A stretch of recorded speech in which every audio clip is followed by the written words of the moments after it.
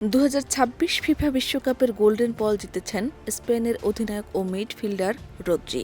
Tournament জুড়ে তার কোনো গোল বা অ্যাসিস্ট না থাকায় এই সিদ্ধান্ত নিয়ে ফুটবল প্রেমীদের মধ্যে ব্যাপক আলোচনা শুরু হয়েছে।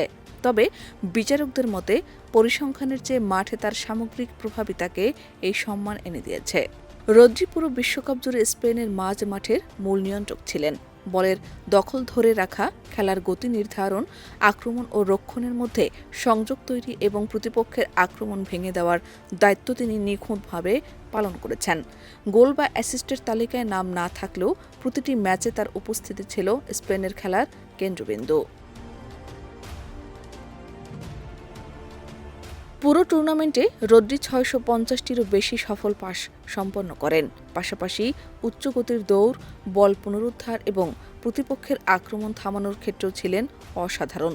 তার নেতৃত্বে স্পেনের রক্ষণভাগ ছিল দুর্ভেদ্য। পুরো বিশ্বকাপে দলটি মাত্র একটি গোল হজম করেছে। কোচ লুইস দে লা ফুয়েন্তের কৌশল বাস্তবায়নে রদ্রি ছিলেন সবচেয়ে গুরুত্বপূর্ণ খেলোয়াড়। অন্যদিকে আর্জেন্টিনার লিওনেল মেসি ৮ গোল ও ৪ অ্যাসিস্ট করে দুর্দান্ত ব্যক্তিগত পারফরম্যান্স দেখিয়েছেন। তবুও বিচারকদের মতে প্রতিটি ম্যাচে রদ্রির ধারাবাহিকতা, কৌশলগত ভূমিকা এবং দলের উপর তার প্রভাব স্পেনকে শিরোপা জেতাতে সবচেয়ে বড় অবদান রেখেছে। রদ্রির এই গোল্ডেন বল জয় আবারও প্রমাণ করল আধুনিক ফুটবলে একজন হোল্ডিং মিডফিল্ডারের মূল্য শুধু গোল বা অ্যাসিস্টে নির্ধারিত হয় না।